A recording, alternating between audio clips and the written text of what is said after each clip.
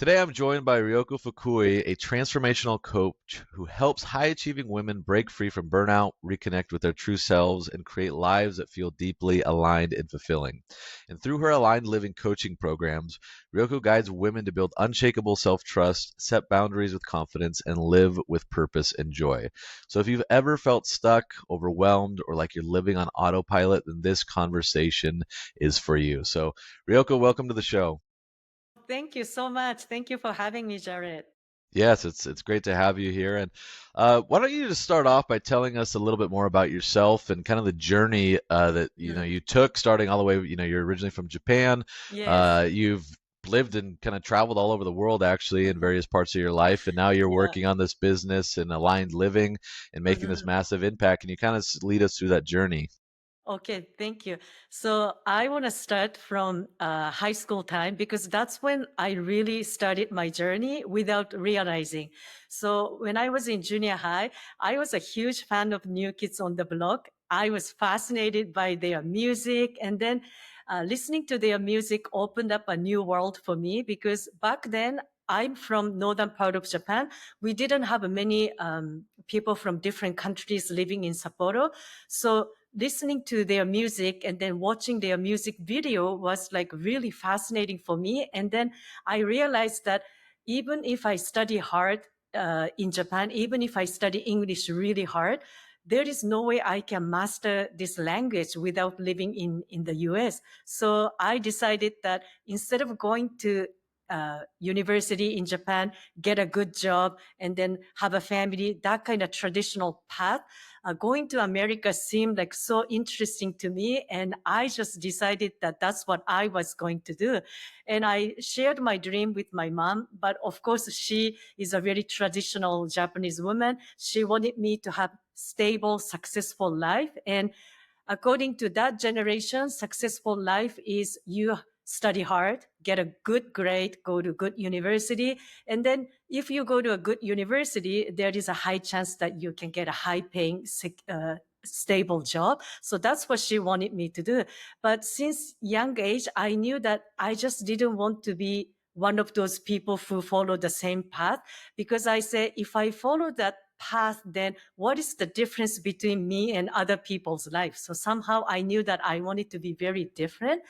But that time when I made the decision that I wanted to go to America, of course, I was only a junior high school student, and when I went to high school, I didn't have any like resources. I didn't have emotional support from family or teacher. I didn't have money, and back then we didn't have internet, so I didn't know how to find the information to apply. I didn't have English level, so I started really from zero. The only thing I had was my passion, and then one by one, I started to figure things out. I improved my English. I went to American embassy in my city, got the information. So slowly but surely, I knew how to I started to learn what is the step that I need to take to make this happen. And by age 18, my mom saw that I was so determined to go to America. So she decided to support me financially. So since that journey, I was just open to this new world. I knew that there is more life to just living in Japan. And after studying in America, coming back to Japan, teaching English, I had this idea of this time I just don't want to go to another country to study. I just wanted to find a place where I can live and then work as a permanent resident. And that's when I decided to go to Canada, and I worked so hard to realize that dream. So up until I immigrated to Canada, I followed my passion. I wanted to go to America. I did. I wanted to teach English. I did that. And then I wanted to work in Mexico, travel through Latin America. All those small risks I took, and then I made my dream come true. But when I arrived in Canada, all of a sudden, this pressure of making it happen started to like dominate my life. Deep down, I knew that I wanted to have this adventurous spirit, but because I finally settled down in one place where I always wanted to live, I started to have this pressure from my mom. And then without realizing, this societal pressure started to creep in. I was looking for stability again, which was very unlike me, but I wanted to have stability as a newcomer in Canada. So instead of going for my dream, I quickly gave up when all the doors started to close. When I wanted to teach English, I needed to go back to university again, and I didn't see that path was feasible. And then I said, okay, then maybe I want to work for international organization that I can travel to Latin America. Then, oh, what's going to happen to my permanent residency? So I started to really analyze all my choices and ended up finding a job in international business. And there, at the beginning, I was happy. I had stable job. I established as a newcomer. And then I ended up having my own place. I bought my first condo. So I felt like, oh, finally, I should be feeling happy. But that happiness didn't last. And that happiness slowly turned into this stagnation. And I was doubting that maybe I just made a wrong choice. But at that point, that was already 10 years in Canada. I had this sunk cost, and then I didn't want to make a mistake. I didn't want to admit that I didn't follow my passion. So I just tried to convince myself that this is okay because you have everything from outside. It looks success and your mom is happy because finally you settle down. Then COVID hit.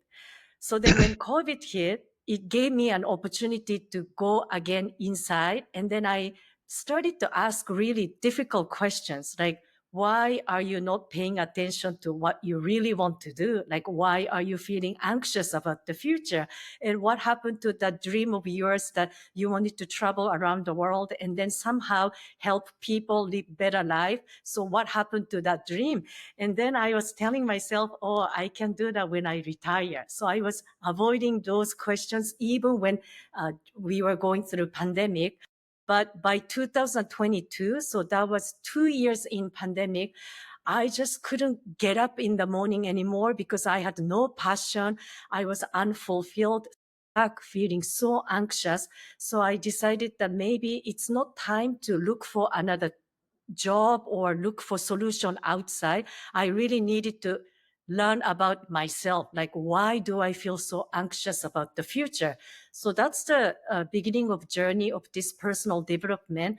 And what I learned from that journey is that when we don't live a life that lights us up, we feel stagnated, and then we second guess our decision, and we tend to stay in this area where we feel comfortable, even though we know that there is no more growth in that comfort zone, but we are so less likely to take action because I was doubting my guess and I was doubting my decisions. And also I was blaming myself that maybe I made a mistake. So my inner dialogue was very very self-critic, very harsh. So I learned that from that space, it's very difficult to create change.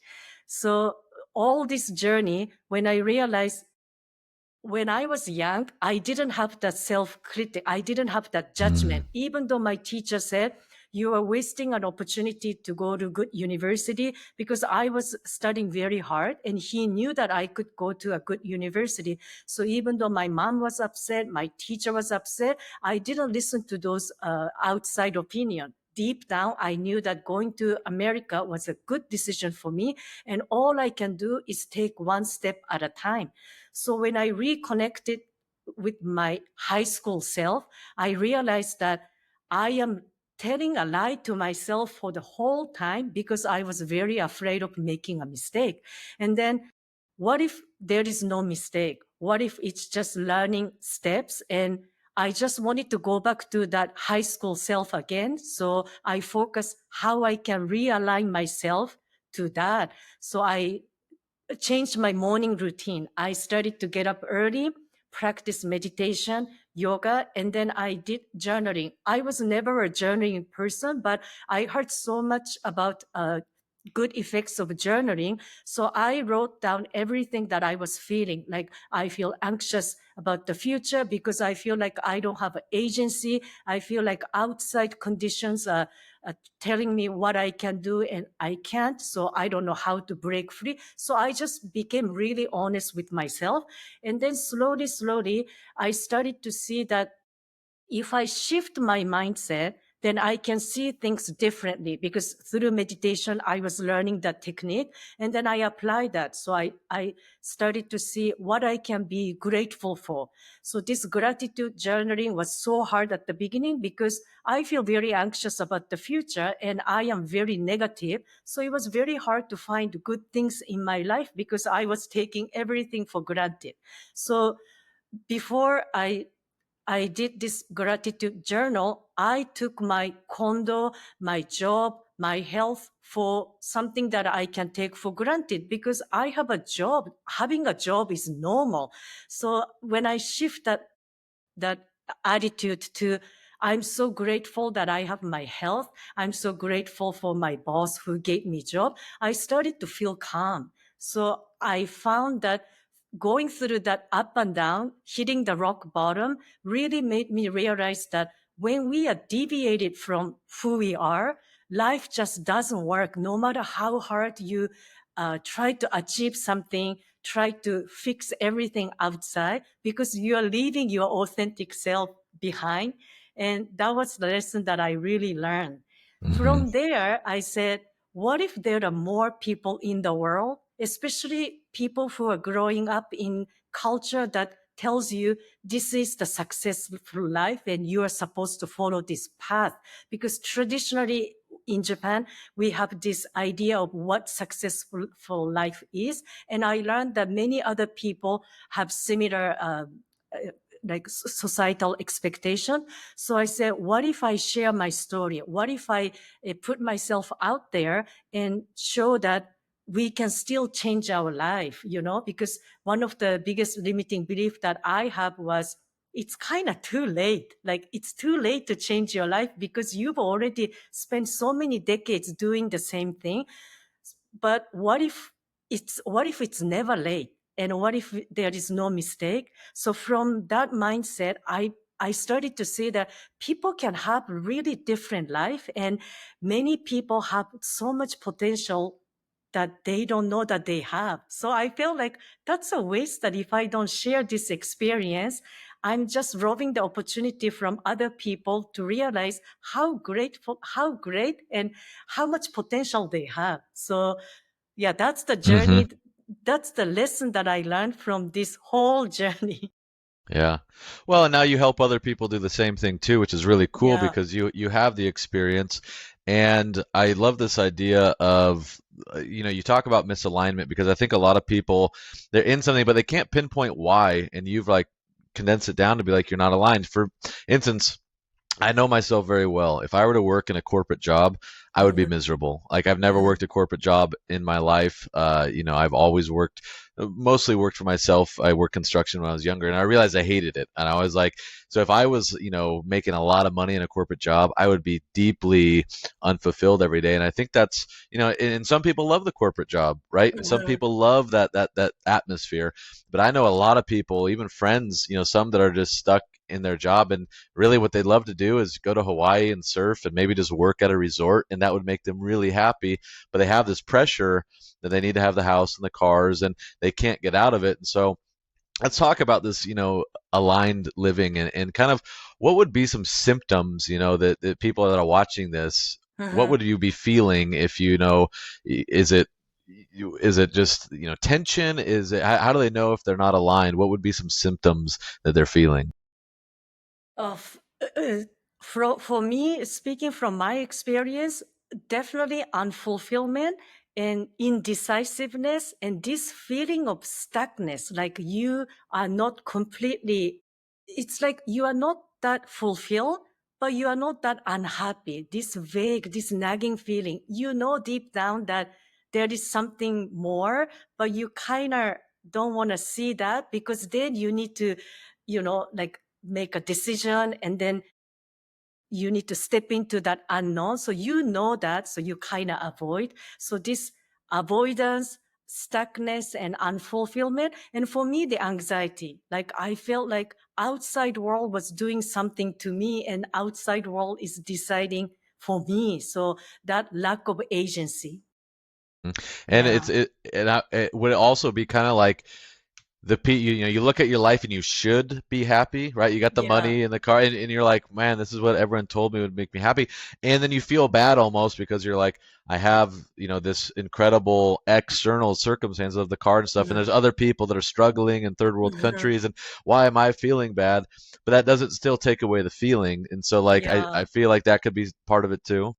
Yeah, definitely. For me, it took me like 5 years to immigrate to Canada. So meantime, I was really working hard, saving money, collecting all the documents and taking language tests and studying English and French. I did all those things because I thought that once I go to Canada, my life is going to work out because finally I will be in one place where I can meet people from different countries. Then I can settle down. I can have my own home, relationship. But although I had all those things, I didn't feel this fulfillment. And then I felt at the beginning, I felt very confused. I was like, but I worked so hard to get to where I am. And this is it. So then I felt like maybe I am not that grateful for what I have. So it's almost like sense of this uh, ungratefulness plus doubt that you chose wrong path. So at the beginning, it was confusion and sense of guilt because I didn't follow the traditional path. And many people are saying, well, you are supposed to take care of your parents, and I didn't do that. Yet I don't feel fulfilled. So then what am I supposed to feel? So I feel really stuck, confused, mixed feelings. hmm Yeah. And let's talk about kind of how, there's probably a lot of people in this situation that people can kind of, get out of this. Let's talk about the importance of finding, either an expert or mentor or coach, somebody that can help you because I think it's hard when you're stuck by yourself doing it. You almost get stuck by analysis paralysis, and you feel alone, and that almost makes it worse. Yeah. Can you talk about like why someone should actually look for a coach or mentor or something to kind of walk them through that process? Yes, because we don't know what we don't know. And I've learned that when we are living autopilot, we are actually repeating the pattern that we thought it was a safe way to receive love when we are children. So maybe from 0 to 7, we learn the patterns to receive love. So maybe for me, that was perfectionism. If I'm a good student, if I behave well, mom is happy, then I feel safe. So I developed this pattern of overachieving. That I created because that's the only way I knew as a child to receive love. So many people have those patterns, and it's almost like unknown to us because we are doing it unconsciously. So when I heard my own coach, she told me that my perfectionist comes from this reason, and uh, the way I behave is like this thriver energy comes from that childhood pattern. But if you're trying to work on your own, you cannot find that pattern because it's so like natural to you and coming from unconscious. So that's why when I work with my coach, I learned so much about myself that, oh, no wonder I really wanted to get a good grade. Even when I went to business school in Montreal, I was the one who was paying for the tuition. So I wasn't asking money from my mom. So I said, but unlike university, this time I am paying. But why do I have this like need to succeed in school? So then I learned that's coming from my pattern, that subconscious pattern that I was repeating. And there are so many patterns that I adapted to survive. And that showed up in career, relationship, every, areas of life. So that's why having mentor coach is important so that we learn more about ourselves. hmm Yeah, I totally agree with that too, is because a coach or mentor can see from the outside what you can't see. And one of those things that you really touch on a lot is boundaries, right? Like that's Yes. something that's so big. And I know a lot of people who have really struggled with saying, no, or creating boundaries, or even just having the courage to say, like, here's what I really want. Mhm. Why do you think so many people have this struggle with boundaries? Is it just kind of subliminal programming over years and years and years, or does it come from somewhere else? And how do we break that and Yeah. set boundaries ourselves? Yeah, of course, it comes from your experience as a child as well. The most fear is the rejection because as a human, the most fear is not to receive love. So I learned that as a human being, we want to love, but also we want to receive love. So when we set boundary, the immediate fear is that I am not going to be loved. So you people please, and then you say, you do the things that you actually don't want to do, but because of that fear of not being loved, you don't set clear boundary. And also your self-love, self-worthiness as well, because if you really respect and if you have worthiness, you can set boundaries easily. But when I didn't have self-love for myself or worthiness, this is the sentence that I used to say when I was in like a not a good relationship. I said, if only I suppress my desires, then relationship works, then I am committed. I can suppress my feelings so that this relationship works because I was so afraid of being alone, not being loved. So I used to tell myself that if only I suppress my desires, if only I suppress my true, opinions or true ideas. So I was people pleasing, but of course that didn't last. And I obviously at the end I got exhausted. I left the relationship, and then I learned, wow, I cannot suppress my desires. I cannot suppress my expressions. I need to be who I am. But for that, it took a lot of like discovery, working on myself. But yes, we are so afraid of being rejected. That's why we cannot set this boundary. And also we think that setting boundary means that we are rejecting the other person. Yeah, Yeah. no, that's so crucial. And aside from boundaries, a lot of your work I know focuses on something you call like building your inner world kind of foundation. For Yes. somebody who's not really done this work before, what does that kind of look like, and what does that mean?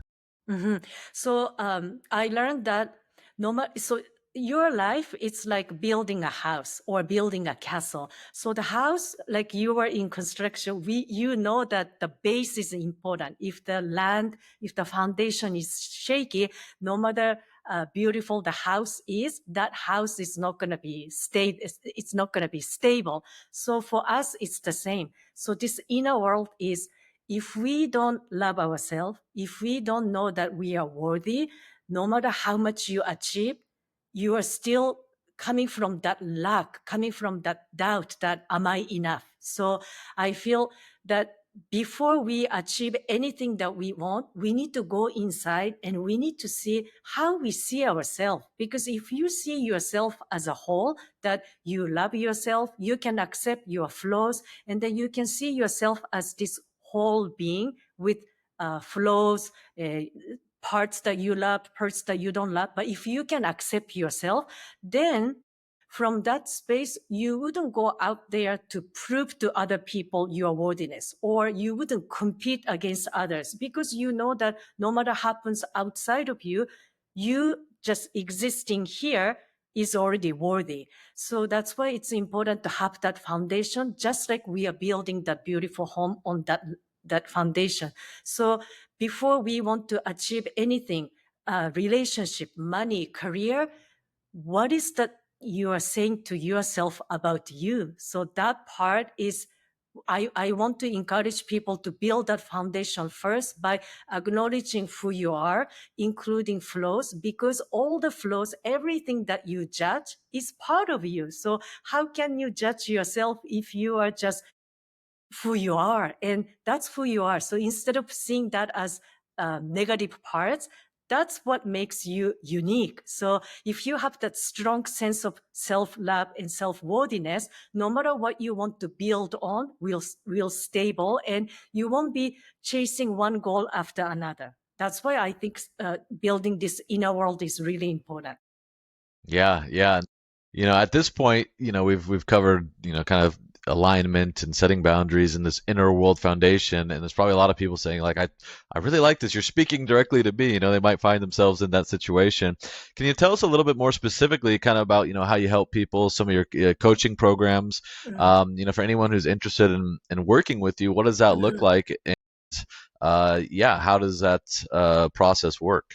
Yes. So I have two different programs. One is just, we covered that inner foundation. So 3-month coaching program focuses on that before we want to add more, I want us to go inside and see how you regard yourself. What is the limiting beliefs limiting stories that you're telling yourself? For me, that I need to achieve more to feel good. Like I didn't feel good enough without outside achievement. But is this really true? So we are questioning our beliefs. So 3 months program is to see where you are and what you are telling yourself, what beliefs you hold, and then how you can free from those beliefs. Because those beliefs we decided when we are child. So those beliefs are not true, but we are just buying into it. And then shift the mindset and then see the clarity. Because if we don't have clarity, if we don't know what is that we really want, it's very hard to it's like sailing without direction. So 3 months program is going inside, set the clear goal, a clear direction, but at the same time to get there, what is that's holding you back? But then once you build that, 6 months program is more, of course, we build a foundation, but it's not enough to just set goals. We need to take action. So the only way we can have a different outcome is to change our habits, take different actions. But when we take actions, many stories show up, many past wounds come up. So we need to heal those parts as well. So 6 months program is as we build inner foundation, but in real life, let's try this taking action. We took action, this happened. What is the thing that blocked you? So one by one, we let go of all those stories that limit us. And then 6 months program focuses on building lasting resilience, because in life, it's not always like everything doesn't go the way you want. But in life, what's more important is when you are in that challenging moment, how quickly can you bring yourself back to this alignment? Because it's easy when everything's go our way. It's easy to take action. It's easy to believe in ourselves. We can say we are enough, we are worthy. But the hardest part is when challenges come, how quickly can you bounce back? So 6-month program focuses on that resilience, because once you know that no matter what happens, if you have this muscle to love yourself, believe in yourself, and trust yourself, then you don't really need to be worry about what's going to happen in the future. So 6 months is really on the resilience. Wow, I mean, yeah, it sounds amazing. It sounds like this could really help a lot of people. At this point, people are probably wondering, where can I go to get this? So if you could let us know, like, what's the best way to get in contact with you, and where can they kind of hang out with you online? So the best part is my website. It's my name, ryokofukui.com. And there I have a free guide, 5 steps to transform your life. So those 5 steps are the one that I was talking about, how to really shift your mindset and then let go of old story and build this foundation, the inner world, by acknowledging yourself and loving yourself. Oh, that's great. So, yes, I mean, definitely go check out the website and download that free guide. And then, if this makes sense to work with Roku, definitely check her out. I've met her in person many times, and she's just a very authentic soul and just a Thank great you. human being. And I can't wait to see what you do. She's following her alignment and going to Southeast Yes. Asia soon, going to live in Bali and Vietnam and Thailand and all these cool places. So I'm gonna be excited to check out, your social media and stuff because I'm gonna be jealous. So thank you so much for being on the show today. Your knowledge has just been a wealth of wisdom, and I'm sure everyone else appreciates it as well. Thank you so much for having me, and thank you so much for your time. Until next time, remember, Live a life that you love and that's true to who you are and keep shining.